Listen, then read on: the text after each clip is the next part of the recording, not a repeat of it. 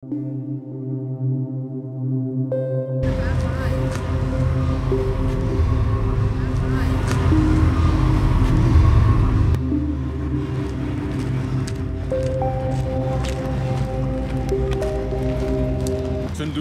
on the scene. Vi festival. Vi er fucking klar. Jeg ved ikke, hvor mange der er. 50, 40, 100.000 mennesker. Det er lige meget. Jeg har spillet for det før. Jeg vil lade filme mig.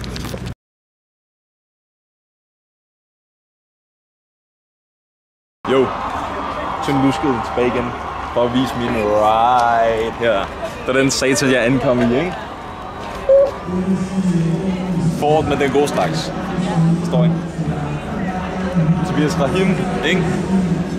Det er fordi han sad på passagersædet, mens jeg kørte vognen. Gearskift. Tobias Rahim her, ikke? Jeg ved altså godt, det er Tyndlusket, der er bag hans karriere, ikke? Han spiller lige nu derovre, ikke? De venter på, at jeg kommer backstage, okay? Vi ses derhen.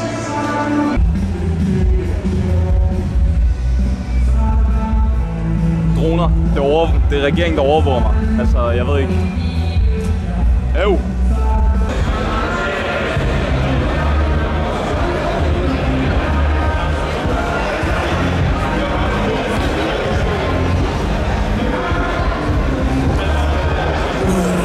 Tyndlusket, den nye EP, ude lige om lidt. Endnu mere lusket 3. Der er kun 2 ude, men eller det er den anden EP, så jeg ved ikke, hvorfor jeg kalder det 3, men du ved. Det er det der tretal, ikke sådan noget. Forstår I? Ja, Tyndlusket. Jeg har en lille teaser. Rap Gud. Jeg siger ikke noget. Bum, bum, bum.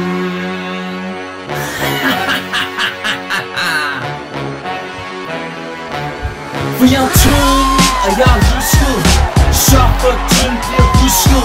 De siger twin, du er jusket. Mig så for den ene bliver dusket. For jeg er tynd, og jeg er lusket. Så for tynd bliver husket. Og de siger twin, du er jusket. Mig så for din dame bliver dusket. Klar til at smelte hjerter, og så brændte af. Jeg bare husker båndoptag i min køb i Hammerslag. De ser alle dommedag, slår der ned med kongeslag. For jeg har ånden bag ældrekage. De tror at teksterne har mange lag. Længe stabler som sædler i min baglom. Jeg overhaler indenom, de spejler ikke min indkomst. Og de er sikkert fine, for de stikker uden at se dem. Som en blind døj, de følger mig, kongens efterfølger. Du er bare en efternøler, kender ikke redaktører eller designer interiører. Din indtjening matcher pladsen 50 øre.